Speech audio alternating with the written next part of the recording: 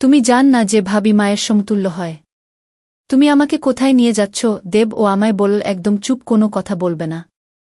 আমি যেখানে তোমাকে নিয়ে যাচ্ছি তোমার ভালোর জন্যই। আমি দেবরকে বললাম, তাহলে এই অন্ধকার রাতে? তারপর দেবর আমায় একটা রুমে নিয়ে গেল। আর সেখানে আমাকে সারা রাত ধরে। আমরা খুব গরিব। আমার মা ভালোভাবে বলুক ছেলের সাথে বিয়ে দিয়েছে।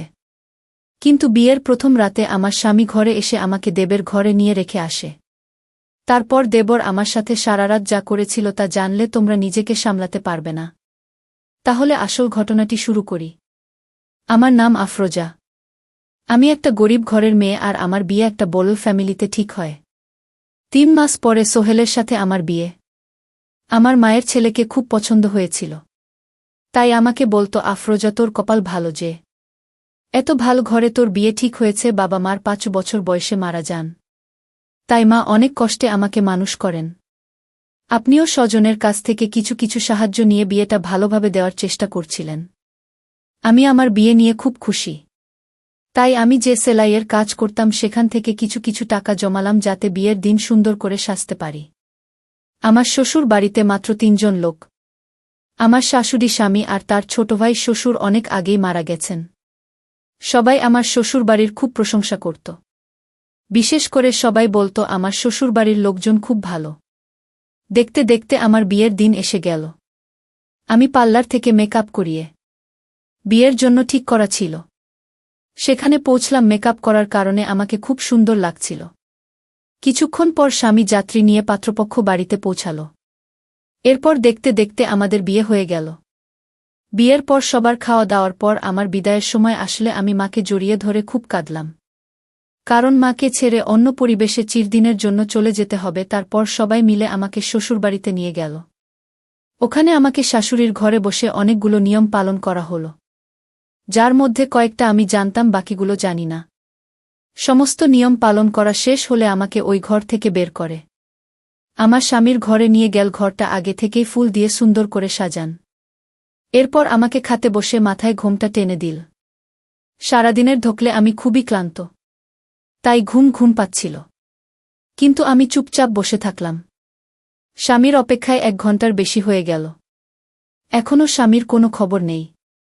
আর একটা তাদের ব্যাপার হল, সারাদিনের আমার স্বামী আমার সাথে একবারও কথা বলেননি, এমনকি কারো সাথে কথা বলতেও শোনেনি।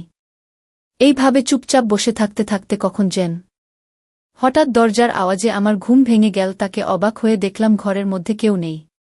তারপর যখন দরজার দিকে তাকালাম তখন তো আমার দম বন্ধ হয়ে যাওয়ার মতো অবস্থা হল। কারণ দরজায় দাঁড়িয়ে আমার স্বামী আর ওর সাথে একটা মহিলা, যাকে দেখে আমার পাগলি মনে হচ্ছিল। ওই মহিলাকে আমার স্বামীর সঙ্গে দেখে আমি অবাক হয়ে কাছে গেলাম। আমাকে দেখে ওই পাগলি আমার স্বামীর পিছনে লুকিয়ে পড়ল, যেন আমাকে দেখে ভয় পাচ্ছে। আমি আমার স্বামীকে বললাম, সোহেল, এই মহিলাটি আমাদের ঘরে কি করছে? তখন কোন সোহেলের, ওই মহিলাটি যে আমার বউ। আরে ওকে তুমি তোমার মতো সুন্দর করে সাজা। ও তার কথা শুনে আমার মনে হলে আকাশটা আমার মাথার উপর ভেঙে পড়ল। কারণ আজকে আমার বিয়ে হয়েছে আর আমার স্বামী একটা পাগলি মহিলাকে বলছে আর ওকে আমার মতো সুন্দর করে সাজাতে বলছে। শুনে আমার চোখ দিয়ে জল পড়তে লাগল। আমি আমার স্বামীকে বললাম, সোহেল, তুমি এসব কি বলছো? এই মহিলা কিভাবে তোমার বুক? তুমি তো আজকে সবার সামনে আমাকে বিয়ে করেছ আর এখন তুমি চাইছো এই মহিলাকে সুন্দর করে সাজিয়ে আমার জায়গায় বসাতে? এসব কথা শুনে সোহেল রেগে গিয়ে বলল, আমি বলছি তো আমার বউ। তুমি তোমার মতো সুন্দর করে সাজিয়ে ঘরে বসাও, তারপরে তুমি ঘর থেকে বেরিয়ে যাও, না হলে আজকে তোমাকে আমি তালাক দিয়ে দেব। এই কথা শুনে আমার শরীর কাঁপতে লাগল।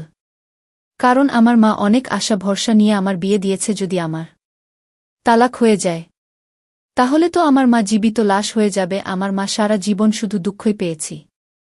আমি চাই না যে আমার জন্য আমার মা আবার দুঃখ কষ্ট পাক। তাই আমি সোহেলের কথায় রাজি হয়ে মাথা নাড়লাম। তারপরেই পাগলি মহিলাকে বাথরুম থেকে গোসল করিয়ে নিয়ে তৈরি করতে লাগলাম। তাকে আমার ব্যানার সেটা পরালাম, যেটা আমি বিয়েতে শ্বশুরবাড়ি থেকে আমাকে উপহার হিসেবে দিয়েছিল। আমি ওই পাগলিকে বেনারসি কাপড় পরলাম আর মনে মনে করছিলাম, তারপরেই পাগলি মহিলাকে ড্রেসিং টেবিলের সামনে এনে সুন্দর করে মেকআপ করে আমার যত গয়নাগাটি ছিল সব পরালাম। যাকে এতক্ষণ বিচ্ছিরি লাগছিল তাকে এখন সুন্দর দেখাচ্ছে। পাগলি নিজের সাজগোজ দেখে উত্তেজিত হয়েছিল, আয়নায় বারবার নিজেকে দেখে তালি বাজাচ্ছিল। ওই পাগলিকে রেডি করার পর আমি আমার স্বামীর দিকে ইশারা করলেন। আমার স্বামী উঠে এক আছে সে ভালো করে দেখতে লাগল। তারপরে আমাকে ঘর থেকে বেরিয়ে যাওয়ার ইশারা করল।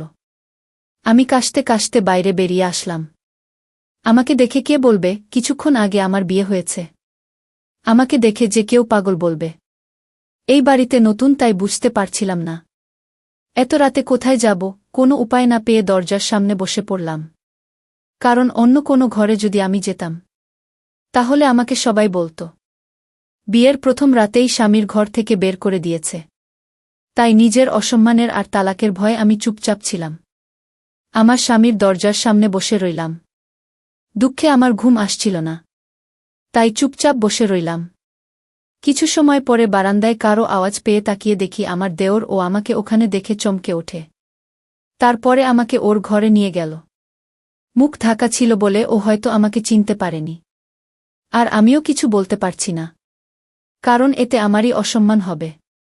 কারণ আমি সেই মেয়ে যাকে বিয়ের প্রথম রাতেই তার স্বামী ঘরের বাইরে বের করে দিয়েছে।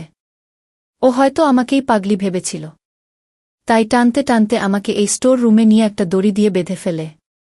তারপর আমি অবাক হয়ে দেখলাম সে আমার জন্য বাসি রুটি তরকারি আর কিছু ওষুধ নিয়ে আসলো, যেটা হয়তো ওই পাগলের জন্য। কিন্তু আমি ওষুধ কিছুতেই খেতে পারব না, কারণ আমি তো পাগলি না। দড়ি দিয়ে আমার পা বাঁধা ছিল, কিন্তু দুইটা হাত খোলা ছিল। ও আমাকে ওই বাসি রুটি খেতে বলল। আমি তাড়াতাড়ি মাথা ঝুঁকিয়ে না বললাম যে মাথা ঝোকাল আমি, তখনই আমার মুখ থেকে কাপড় পড়ে গেল। আর আমার দেওর আমাকে দেখে চমকে উঠল, তো বিশ্বাসই করতে পারছেন না যে এটা আমি। তারপরে আমাকে বলল তুমি এই অবস্থায় কেন? আমি কাঁদতে কাঁদতে ওকে সব কথা খুলে বললাম। ও আমার কথা শুনে মাথায় হাত দিয়ে বসে পড়ল। তারপর বলল তোমার উচিত হয়নি দাদার কথা শুনে ওই পাগলিকে নিজের জায়গায় বসানো আর ঘর থেকে বেরোনো। এই কথা শুনে আমি বললাম যে তোমার দাদা আমাকে তালাক দেওয়ার আর এই বাড়ি থেকে বের করে দেওয়ার ভয় দেখাচ্ছিল। আর আমার তালাকের কথা শুনলে আমার মা জীবিত লাশে পরিণত হবে। তারপর আমার দেওর আমার পা থেকে দড়ি খুলে আমাকে ওর পিছন পিছন আসতে বলল। আমিও ওর পিছন পিছন স্টোর রুম থেকে বেরিয়ে অন্য একটা রুমে গেলাম, যেখানে আমার শাশুড়ি ঘুমিয়েছিল। আমার দেওর শাশুড়িকে ঘুম থেকে উঠে সমস্ত কথা বলল, যেটা শুনে আমার শাশুড়ি দীর্ঘ নিঃশ্বাস ফেলে। আমি বুঝতে পারছিলাম কিছু একটা তো আছে যেটা আমার থেকে লুকোচ্ছে। তাই আমি আমার শাশুড়িকে সরাসরি জিজ্ঞাসা করলাম ওই মহিলাটিকে যার জন্য আমাকে আমার ঘর থেকে বের হয়ে আসতে হয়েছে।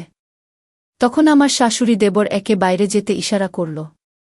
দেবের বাইরে বেরিয়ে গেলে শাশুড়ি আমাকে ওনার পাশে বসিয়ে বললেন যে ওর হলো আমার বান্ধবীর মেয়ে। তোর ছোটবেলাতেই ওর বাবা মা মারা যায়, তাই আমি ওকেই বাড়িতে এনে নিজের মেয়ের মতো মানুষ করি। ওরা তিনজন একসাথে বড় হয়। সোহেলের সাথে বন্ধুত্ব খুব ভাল ছিল। আমার শাশুড়ি আরও বললেন পাগলি মেয়ে, তার নাম সবিতা। ও বড় হলে আমার শাশুড়িকে বিয়ে দেওয়ার জন্য পাত্র দেখতে শুরু করলে সবিতা বলে যেও কাউকে ভালোবাসে তাকে বিয়ে করতে চায়। এটাতে আমার শাশুড়ি খুশি হয় আর নিজের ছেলের সাথে সবিতার বিয়ে ঠিক করেন। শাশুড়ি মনে মনে খুব খুশি হয়েছিল, কারণ উনি সবিতাকে খুব পছন্দ করতেন।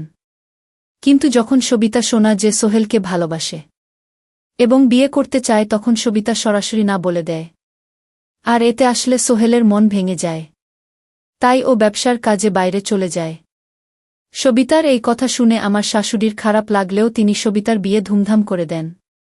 সোহেল এতটাই দুঃখ পেয়েছিল যে সবিতার বিয়েতেও আসেনি। সবিতার বিয়ের মাত্র 1 মাস পরে ফিরে আসে, কারণ ওখানে থেকেও কেমন পাগল হয়ে যাচ্ছিল। আর ওর স্বামীও সমস্ত গয়নাগাটি টাকা পয়সা নিয়ে পালিয়ে যায়। তারপরে আর তাকে খুঁজে পাওয়া যায়নি। পরে খোঁজ নিয়ে জানা যায় সবিতার সঙ্গে ছেলেটি অনলাইনে পরিচয়।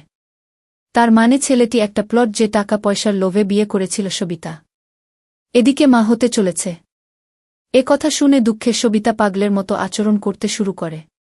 তারপরে যখন ওর বাচ্চা নষ্ট হয়ে যায়, তখন সুবিধা পুরোপুরি পাগল হয়ে যায়। এই কথা যখন সোহেল শুনে খুব তাড়াতাড়ি বাড়ি ফিরে সবিতার খেয়াল রাখতে শুরু করে। ও সবিতাকে ভালো ডাক্তার দেখায়, কিন্তু ডাক্তার বলেছিল হয়তো সবিতা পুরোপুরি ঠিক হবে না। একটা মাত্র সম্ভাবনা আছে, ওর সাথে যা হয়েছে তা যদি আবার রিপিট করা হয় তাহলে হয়তো ঠিক হতে পারে। এ কথা শুনে সোহেল ওকে বিয়ে করার জন্য ব্যস্ত হয়ে পড়ে। তখন আমার শাশুড়িকে নিজের দিদি দিয়ে কোনো রকমে ওকে আটকে রাখে। এইভাবে 1 বছর কেটে গেল, কিন্তু সবিতার কোনো উন্নতি দেখা গেল না। তাই আমার শাশুড়ির সোহেলকে বোঝাতে লাগল, সবিতা তখন 1 বছরও ঠিক হয়নি, তাহলে কি এমন গ্যারান্টি আছে যে ওর বিয়ের পরে ঠিক হয়ে যাবে? সবিতা খুব বেশি পাগলামি করত, আর ওর ধারেকাছে কেউ যেতে পারত না। তার কয়েকবার তো কামড়ানোর চেষ্টা করেছে, আর সুযোগ পেলেই বাড়ি থেকে পালিয়ে যেত। তাই আমরা ওকে দড়ি দিয়ে বেঁধে রাখতে বাধ্য হই। সোহেলের এত চেষ্টার 1 বছর পরেও সবিতা যখন ঠিক হল না, তখন বাড়ির সবাই সোহেলকে বুঝিয়ে শুনিয়ে দিয়ে দিন। কারণ সবাই ভেবেছিল যে সোহেল বিয়ে করলে হয়তো ওর মন থেকে সবিতার প্রভাব কমে যাবে। আমার শাশুড়ি সবসময় চাইত সোহেল যেন বিয়ে করে সুখী হতে পারে। কিন্তু সোহেল যে সবিতাকে পুরনো জীবনের কথা মনে করানোর জন্য সবিতাকে নিজের বাসর ঘরে নিয়ে গেছে, তারা কেউ জানত না। শাশুড়ির মুখ থেকে সমস্ত কথা শুনে আমার অবস্থা খুব খারাপ হতে লাগল। কারণ আমাকে এমন একটা ছেলের সঙ্গে দিয়ে দেওয়া হয়েছে যে আগে থেকেই অন্য কাউকে ভালোবাসে। হয়তো আমরা গরিব, তাই আমাদের সাথে এসব করা যায়, কারণ ওরা জানে আমরা কিছুই করতে পারব না। এইসব ভেবে ভিতরে ভিতরে কান্নায় আমার বুক ফেটে যাচ্ছিল। তখন আমার শাশুড়ি আমাকে নিয়ে আমার স্বামীর ঘরের দরজার সামনে এসে দরজা খুলে দেখতে পেলাম যে সবিতা নতুন শাড়ি গহনা পরে মেঝেতে শুয়ে আছে, আর সোহেল খাটের উপর বসে বসে কান্না করছে। সোহেল তার মাকে দেখেই আমার কাছে এসে মাকে জড়িয়ে ধরে কাঁদতে লাগল। কান্না থামলে আমার শাশুড়ি সোহেলকে বোঝাতে লাগল যে সোহেল আমার সাথে কি অন্যায় করেছে। এরপর সোহেল আমার দিকে মাথা নিচু করে দাঁড়িয়ে আমার কাছে ক্ষমা চাই। এরপর আমার শাশুড়ি ঘুমন্ত সবিতাকে ঘুম থেকে উঠিয়ে বুঝিয়ে শুনিয়ে নিজের সঙ্গে নিয়ে গেল। উনারা যাওয়ার পরেই সোহেল আমার কাছে আবার ক্ষমা চেয়ে আমাকে কারণ বোঝাতে লাগল, যেটা আমি আগে আমার শাশুড়ির কাছ থেকে শুনেছি।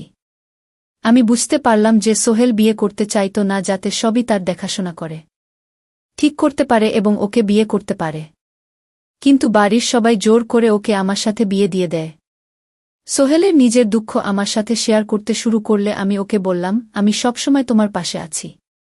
আমার নিজের উপর বিশ্বাস ছিল যে আমি ওর মনে আমার জন্য জায়গা করে নিতে পারব। আর এইসব কথা না আমি আমার মাকে না অন্য কাউকে বলতে পারব। আমি ওই বাড়িতে সবিতার সাথে নিজের বোনের মতো ব্যবহার করতে শুরু করি। ওর খাওয়া দাওয়া দেখাশোনা করতে থাকি। ফলে বাড়ির সকলের সাথে সাথে সোহেলের মতো আমার জন্য জায়গা তৈরি হয়, যেটা আমার স্বামী আমার সঙ্গে মিষ্টি মিষ্টি কথা বলে বোঝার। কিন্তু সবিতার অবস্থার কোনো উন্নতি হয়নি। ওষুধ চেঞ্জ করেও দেখা হয়েছে, কিন্তু কোনো ফল পাওয়া যায়নি। কিন্তু তবু সোহেল চাইত না যেন ভালো হয়, তাই আমি দিনরাত পরিশ্রম করতাম। ওকে নিয়ে ডাক্তারের কাছে চেক আপ করাতে যেতাম, কিন্তু সবিতার অবস্থার কোনো উন্নতি হয়নি। ধীরে ধীরে সবই তার অবস্থা খারাপ হতে থাকে। এখন সারাদিন বিছানাতেই শুয়ে থাকে। তাই আমি সোহেলকে বললাম ওকে শহরের সবচেয়ে ভালো ডাক্তার দিয়ে চেক আপ করাতে। যখন আমরা সেই ডাক্তারের কাছে নিয়ে গিয়ে চেক আপ করাতাম, ডাক্তারের কথা শুনে আমরা সবাই হতাশ হয়ে গেলাম। কারণ ডাক্তার বলল সবই তার শরীরে ধীরে ধীরে কঠিন রোগের ছড়িয়ে পড়েছে। ওর জীবন আর কয়েকদিনের, কিন্তু আমরা হাল না ছেড়ে ওর চিকিৎসা করাতে লাগলাম। কিন্তু এত চিকিৎসা করেও কোনো ফল পাওয়া গেল না। আমার বিয়ের 6 মাসের মাথায় সঙ্গীতা সবাইকে দুঃখ দিয়ে এই পৃথিবী ছেড়ে চলে গেল। ওই ছেলেটার উপর আমার খুব রাগ হতো, যার কারণ এসবই তার এই অবস্থা। ওই ছেলে পৃথিবীর যেখানেই থাকুক না কেন জীবনে কখনো সুখী হতে পারবে না।